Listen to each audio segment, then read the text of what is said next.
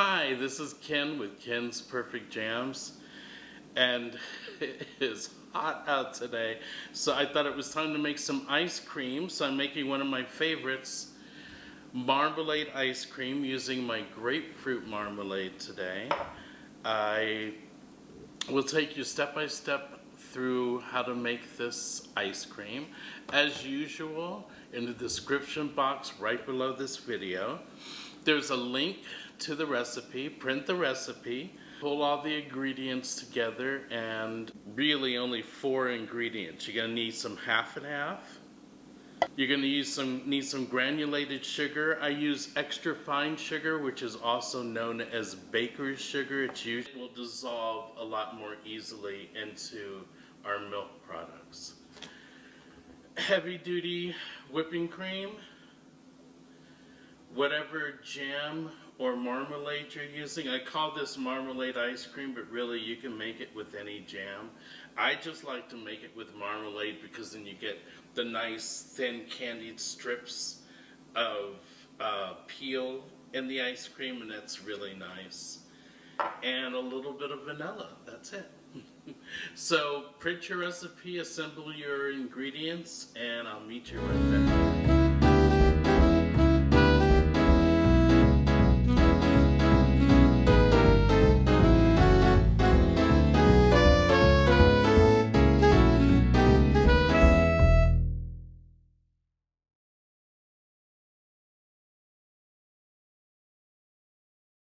Okay, so let's start this bad boy. I have my half and half. I'm adding the sugar. I am going to whisk the sugar into the half and half. You can also use a shaker jar for this.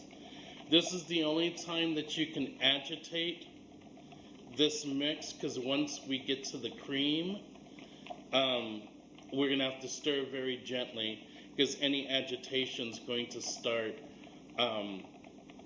the whole process with the butter fat breaking down and encapsulating air, which is how you make, and it expands, that's how you make ice cream.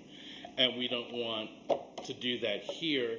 We want to do that in the ice cream maker so that it can encapsulate the air and freeze at the same time and make ice cream. So once the sugar is thoroughly mixed into the half and half, then we're going to add the heavy whipping cream. At this point, we're just going to stir it in very gently and not splash yourself with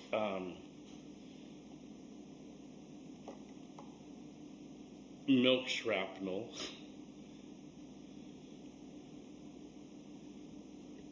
But there we go, that's the heavy whipping cream, and I'm just stirring it in gently. And I just realized I forgot to grab one thing, so I'm going to get something out of the cabinet. I'll be right back. I'm just getting the vanilla. And a little vanilla.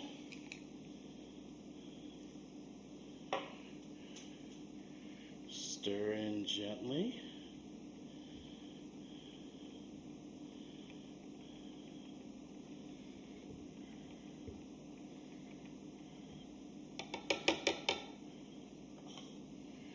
Okay, I'm pouring it into the ice cream maker. Whatever ice cream maker you're using, just follow the instructions for your ice cream maker. And off we go.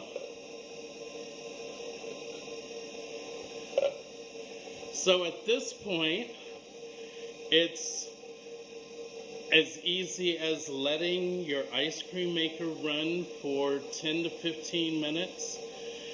After 10 to 15 minutes, we're going to add the marmalade. Some ice cream makers have a signal to let you know when it's time for what they call mix-ins. That's when you want to add the marmalade. You don't want to add it at this point because it's going to become too finely incorporated.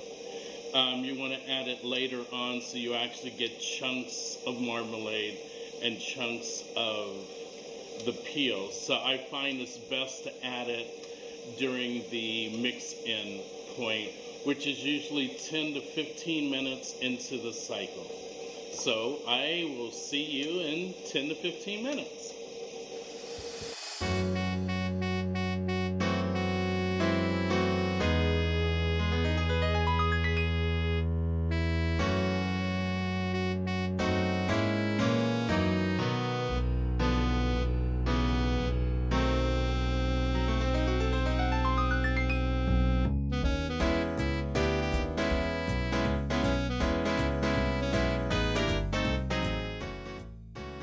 So 15 minutes have elapsed on our end.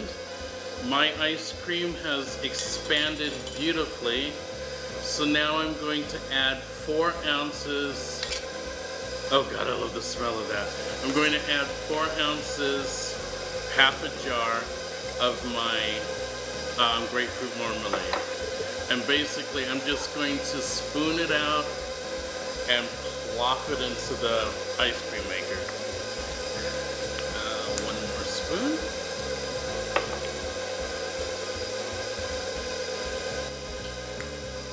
So it's great because the ice cream mix is pretty sweet, but this marmalade is quite tart. Sorry, it's really good. And so the two of them should play, or will play very nicely together. I know they'll play nicely together because it's something I've done before. If you get a clump of marmalade at the top like I did, just stop the machine for a moment and mix it down to the side, and then you can just turn the machine back on.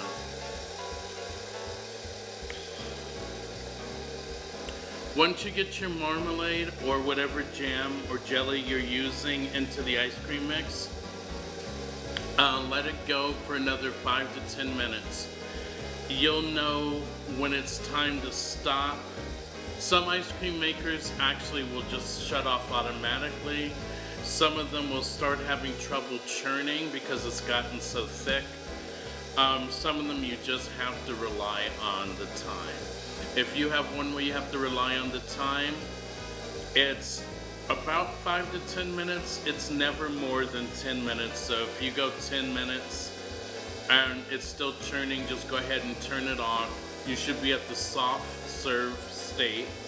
Your ice cream should look like soft serve, like anything you get at Foster's or McDonald's or anything like that. And at that point, you can eat it soft serve, but I recommend that you transfer it to a container and put it in the freezer until it's more firmly set. And that usually takes anywhere from 4 to 8 hours, depending on your freezer and depending on how solid your ice cream is in the soft serve state.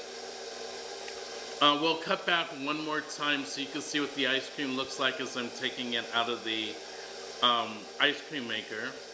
But for now, I've mixed in my marmalade and we're just letting it go, and we're continuing to let the ice cream maker churn.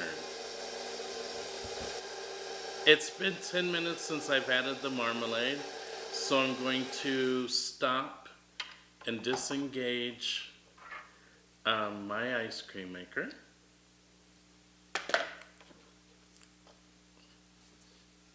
Getting it off the KitchenAid's always fun. And at this point, I have ice cream. Isn't that cool? So I'm going to transfer this to a container, and then I'm going to put it in the freezer so that it can continue to freeze. But if you see, it's pretty frozen right now. I mean, you could eat it right now with absolutely no problem whatsoever. I just like a more solid ice cream.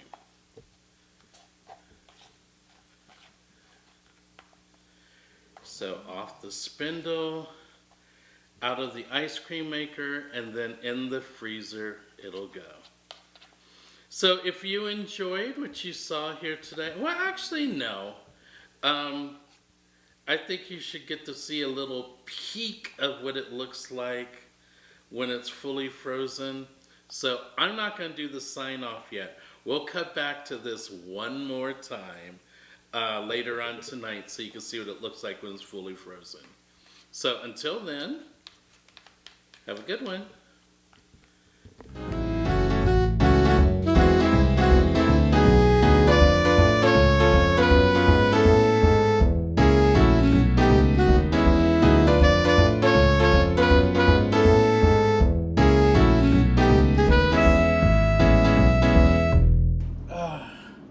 It's late at night. I want to check this ice cream.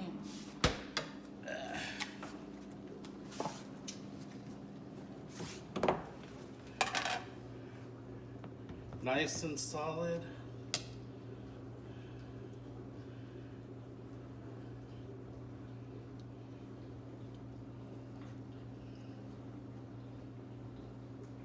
And it tastes amazing. But I need to be quiet, Ryan's asleep. And there you go. You can get real, actual, solid ice cream from the recipe that we did. Anyway, I'm gonna put it back. Have a good night.